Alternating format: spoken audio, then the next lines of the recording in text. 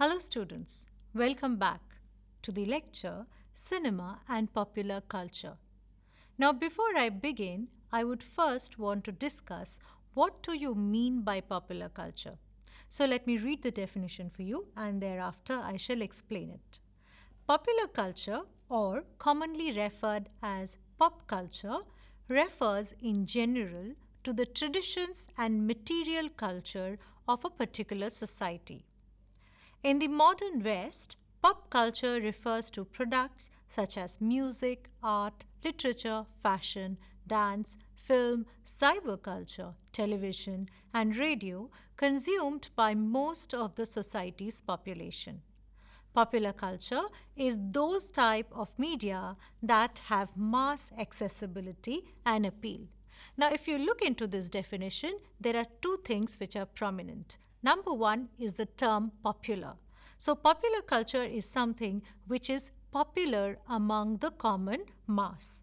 And second word, which is of primary importance, is that of accessibility, which means that the culture which is accessible to the common public is called popular culture. So one is popular and one is accessible. And of course, the reason why we are talking about popular culture today is because the medium or the platform which makes it accessible, which makes such culture accessible to the common people is mass media. So mass media is inherently linked to the idea of popular culture in our contemporary society. The term popular culture was first coined in the mid 19th century and it referred to people's cultural traditions in contrast to the official culture, right, of the state or the government, governing classes, and so on. So there's always been a distinction between a popular culture and an official culture, right? The popular culture belonging to the masses as well, and the high culture, or in the sense the official culture, belonging to the other segregation. In broad use today, that is in contemporary times, or rather in qualitative terms, pop culture is often considered a more superficial one because it consists of the culture of the masses, right? Therefore, to a large extent, and in many cases, pop culture is also often looked down upon. So it's a lesser expression or a lesser artistic expression in that sense of it. Popular culture is simply a culture, and then to put it even more simply for you, popular culture is simply a culture which is widely favored or well liked by many people. Right? And of course, you might think that why suddenly we are talking so much about popular culture. That's because popular culture definitely has an inherent role to play when we talk about the culture of a particular community, of a particular society in general. So a culture cannot be only defined by the culture of the governing class or the culture, the high culture, so on and so forth. Right? Culture is also something which is accepted and accessible to the masses, commonly referred as the popular culture. So when I today talk to you, my objective initially during the first half of my lecture, my objective is to reflect on the cultural attitudes, trend and event, and then connect these attributes to media. But when I talk about media, at least for this lecture and the forthcoming one, I'm going to particularly focus on cinema. So I'm going to talk about the correlation between cinema and popular culture and vice versa, which is popular culture and cinema.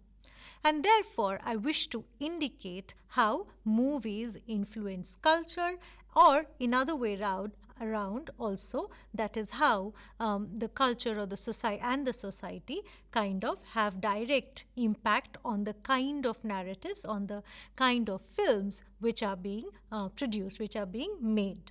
Now, when we talk about popular culture, of course, there are a lot of scholars such as Stanley J. Barron, scholars such as Cobley Paul, and so on and so forth, who have written about film and television and their profound impact on the cultural traits in modern world. So taking that tradition forward, I'm also going to talk about the impact of cinema on society and culture and the vice versa. However, of course, when I talk to you, as my research area or my area of expertise lies in Hindi cinema, so I'm going to majorly talk and connect Hindi cinema to the popular culture. Now, before I go on and talk about Hindi cinema, I'm going to talk about two grand theories, two theories on which I have modeled my lecture. Number one, we have to talk about a particular theory called modeling theory. Now, of course, when I say that cinema impacts the culture, it has to be based on certain theoretical framework. So, the theoretical framework which I have chosen is referred as the modeling theory. So, what is model theory? I'm again going to read out for you. If we pay attention, we will easily notice a human tendency to copy behaviors we see around us. A child could hear her mother's talk about her weight and start doing the same thing.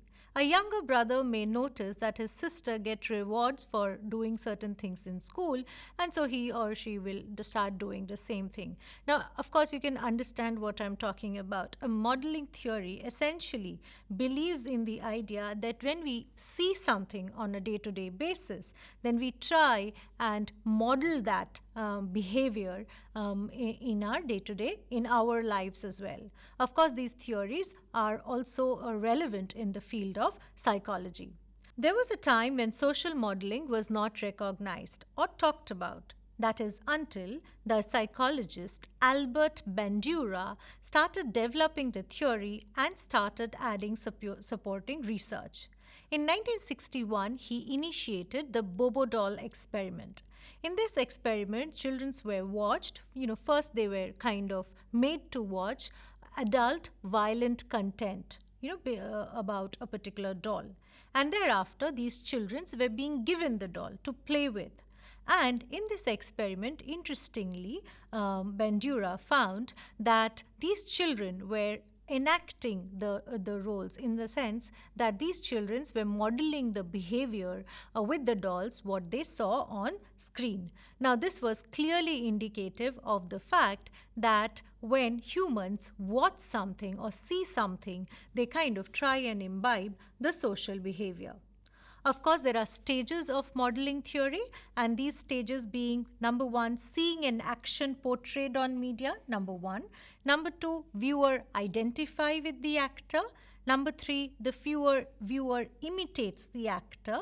And number four, viewer gets motivated if the activity gives some reward. And of course, in our day-to-day lives also, we kind of in media and in news, we keep hearing this. So a particular thumbs up advertisement led to an adult or to a teen jumping from an high rise. These kind of news are very common, and of course, this is clearly indicative of the modeling theory, or this is clearly reflective of the modeling theory of what I'm talking about. But apart from modeling theory, I would like to focus on another theory, and this particular theory is called cultural norm theory. Now, what is cultural norm theory? Now, first of all, what is a norm? A norm is something which is a shared belief. We believe in these in the norms which are led to us by the society, right? And according to this theory, it says that people are always bound by certain cultural beliefs, by certain cultural norms, right?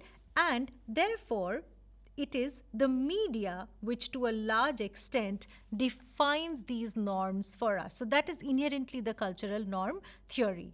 Cultural norms and values are passed down to people through families, friends, and acquaintances with the expectations that they will be adopted by the person. So that is very common. But in today's date, even television and mass media are creating cultural norms for us. Before we go any further, students, I would like you to answer this question. Who conducted the famous Bobo doll experiment? Number one, Albert Bandura. Number two, J. Barron. Number three, you have a new name here, Andre Baza or Jean-Loup Godard.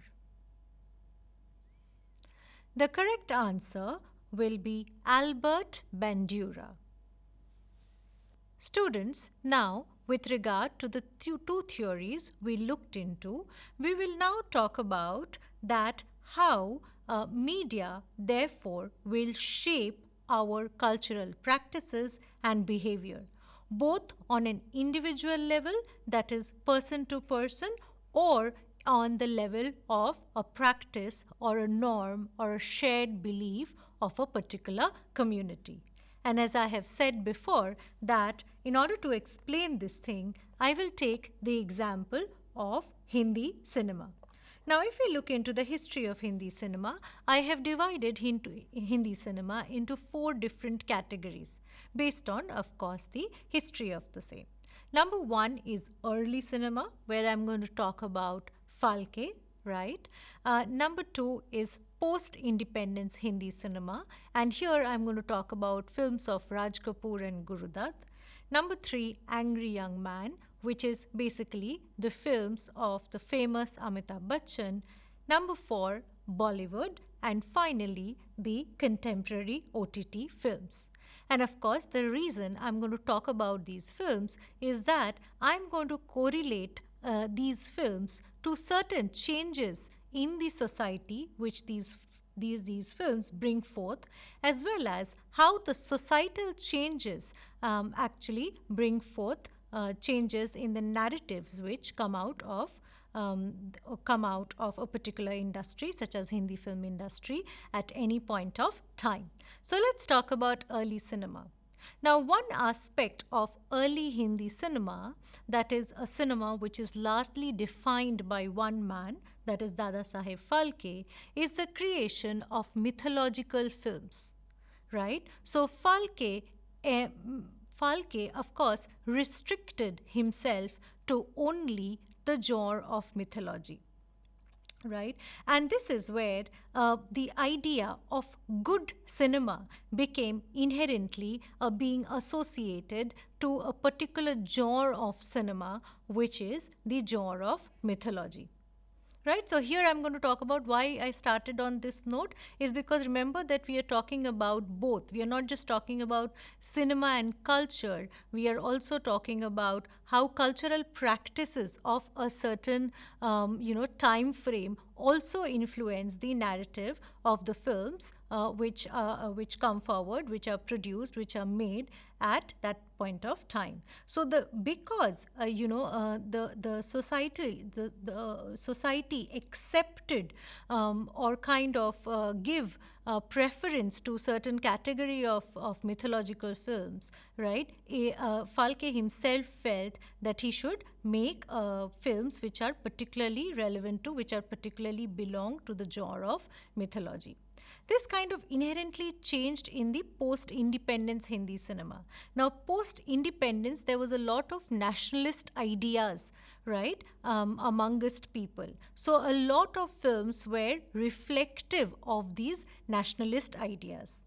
Vis-a-vis, we can also say the other way around, that it is the films at this point of time which created the culture of nationhood, right, which created nationalist feelings, which kind of played an inherent role in the creation of nationalist ideology amongst the people. And here I refer particularly to films by Raj Kapoor, right, or even some films by Guru Dutt himself, his early films. And these films tried at their best to create nationalist ideology among the people of this country. By the time Amitabh Bachchan came, that is from 50s, we are now talking about 1970s, the situation of the country changed. At this point of time, we all are aware that this is the time of the emergency. And there was a widespread disconnect and disconnect, as well as there was a sort of bizarreness in the environment of this country. At this point of time, Hindi cinema also started creating films such as Janjeer, such as Diwar, films which are reflective of that particular time. Right? And vice versa, the films which were being made at this point of time, such as Zanjeer or such as Diwar, kind of created a general angst amongst the people who wanted to revolt at this point of time against the ruling party. right? And we see this figure called Amitabh Bachchan, who almost becomes figurative, because prior to Amitabh Bachchan, we know that the one of the most important hero was Rajesh Khanna, who was also the lover boy hero. But there was suddenly a transition from a lover boy hero to a angry young man, Amitabh Bachchan, who kind of created a different kind of narrative altogether, which promptly affected, which promptly kind of, people, when they were watching these films, they became angry, right? Or the angst which was already inside them was being reflective in the films of Amitabh Bachchan.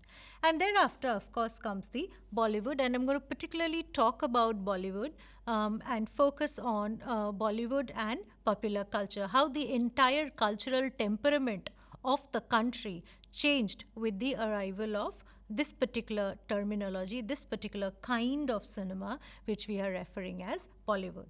Now, before I go further, what is Bollywood? Bollywood is particularly a 1990s Hindi cinema.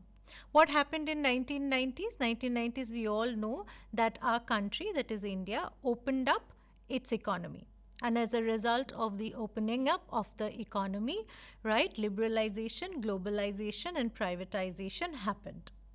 This is the point of time when suddenly a lot of Hindi films were being exported outside the country, as well as a lot of foreign films, a lot of Hollywood films were being also imported within the country. So we can understand that there was a large scale changes which were happening when it came to the mode of production of Hindi cinema. But remember, we are talking about culture, and we are trying to connect cinema, and we are going to try and connect culture. So we are going to talk about how the cultural temperament of the country changed with Bollywood.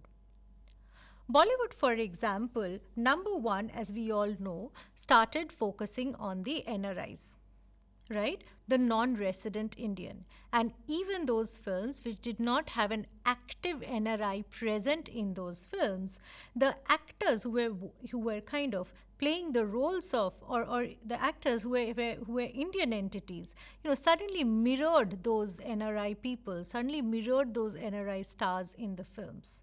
They were wearing Gap T-shirts, they were wearing expensive clothes, and the image, the visual quality of the film were also very glossy.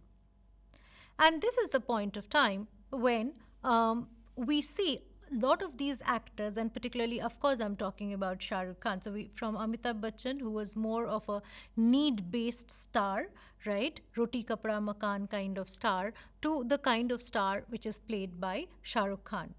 And he suddenly becomes the icon of consumerism. So he's wearing all the time very fancy clothes. He's drinking Coke all the time in films like Kuch Kuch Hota Hai, Dilwale Dulhaniya Le Jayenge, right? He's wearing all these Western artifacts. He's wearing all these Western brands, right? And inherently becomes the emblem of cool in our country. And how it all impacted us, because when people of our country started watching these films, they were also aspiring, those materialistic kind of desires. They were imbibing those materialistic desires. Of course, at this point of time, we'll also have to remember that the resources increased. People were now earning more comparatively to kind of the times before 1990s. At the same point of time, a lot of foreign brands, a lot of foreign goods were now available in our country. But what happened to these films is it is the Hindi cinema which created that desire, desire within us to become consumerist. Because if you in simple words, if you say that the generation which was prior to 1990s, that is 70s generation, generation itself can be referred as roti kapda makan generation, right? A very need based generation. I mean, even if today, if you talk to your grandfather or if you talk to your father and say, you spend like a 10,000 rupees for a pair of shoe, it sounds a little daunting to them. But for us, it has become the order of the day. Why? Because we are much more consumers, right? We Indian people also today are much more consumers than our earlier generation. And of course, it was Hindi cinema, it was what we refer as Bollywood, which had played a major role in imbibing within us, in creating within the country this sort of consumerist culture which we are talking about. So if you're trying to relate Hindi cinema and culture, then definitely I would relate 1990s Hindi cinema to a consumerist culture being created within the Indian society, which was largely absent, in the generation prior to us, and therefore also largely absent in the films of Amitabh Bachchan. Students, so I have another quiz for you. Who is the angry young man of Hindi cinema? Is it Gurudutt? Is it Amitabh Bachchan? Is it Rajesh Khanna? Or it is Dada Saheb Phalke? The correct answer is, of course, the one and only Amitabh Bachchan, who majorly is known as Angry Young Man for his films during the 1970s.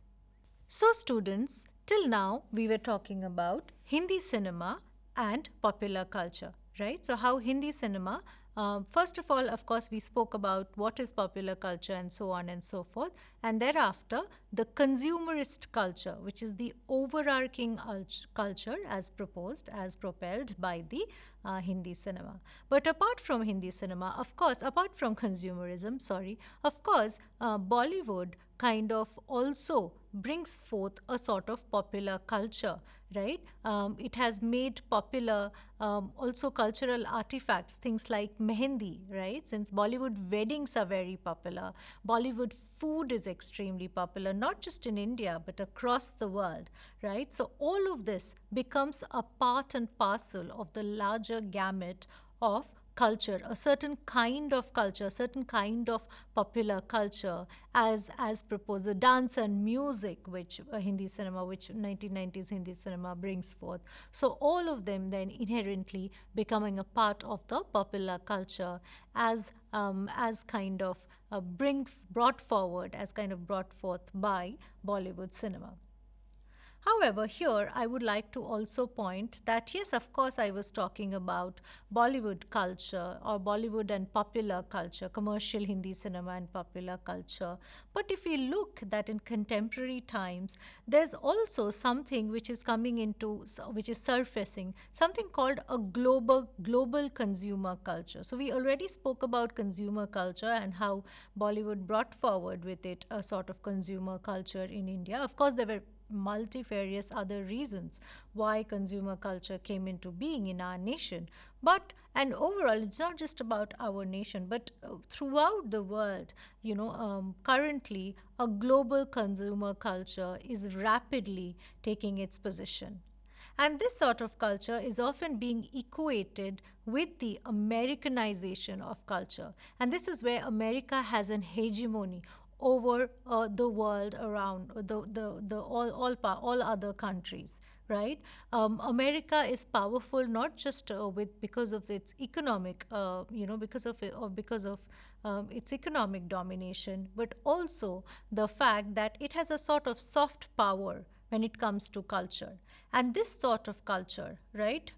This sort of portraying of America as the key dominant cultural kind of artifact is kind of proposed by their films, is very much proposed by Hollywood films. So if you look at Hollywood films, right, they always showcase America as the powerful, as the idealistic country, whether it be situations where the war with Iraq and so on and so forth. It is always, or whether it be it's always where the America is being proposed as a great nation in these films. And these narratives of America being a great nation is kind of being created through their films, through Hollywood Hollywood films.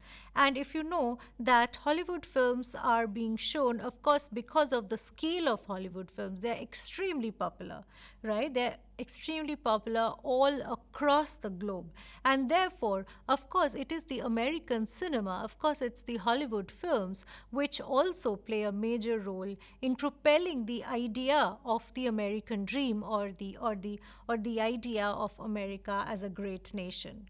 And this has somewhere led to, this Americanization of the culture, this homogenization of culture, which has led to one culture being most prominent, right? So, a common example can be we all wear jeans, right? So this is just a very vague example, but there can be other examples as well. In our day-to-day lives, we are becoming, in common parlance, we say Western, right? But the West is often in contemporary times being equated with America. It's American culture which we are talking about when we say that we are very much, we have become very much Western in our thoughts and ideas, and these thoughts and ideas being proposed, being kind of,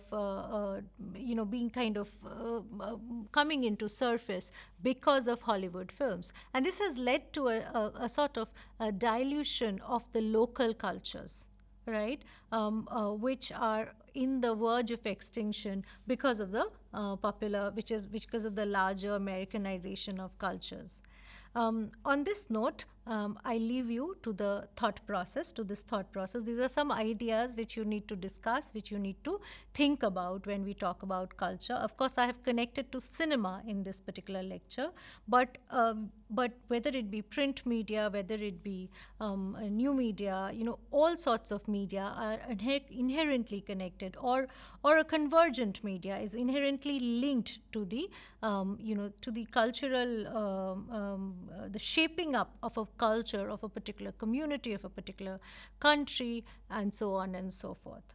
So here I have the last quiz for you, after which I will finish this particular lecture. And the quiz goes on like, when did Bollywood came into being? Was it 1990s? Was it 1950s? Or was it 2000 onwards? The answer is 1990s.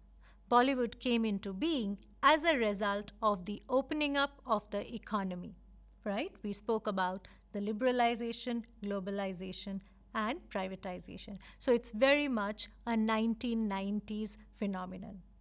On that note, I bid you goodbye. See you, students, in the next lecture. Thank you.